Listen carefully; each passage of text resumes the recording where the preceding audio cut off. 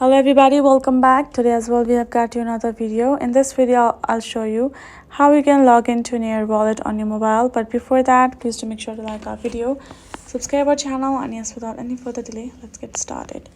So for that, simply go ahead and open up your Near mobile app on your phone, and the first thing you're going to see is import your Near wallet or create your wallet. I'm going to tap on enter mnemonic and enter a word from my mnemonic if I remember. So if I don't, then I'm gonna go back and then proceed to create a wallet. Once you have generated, tap on next, tap on I'll do it later, and enter your particular pin. Once done creating your pin, you will be signed in.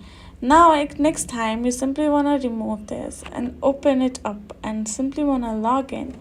You're going to tap, then next time you simply open it up, you simply have to scan your face ID which you have aligned with it or add your particular pin. So that is how you can do it.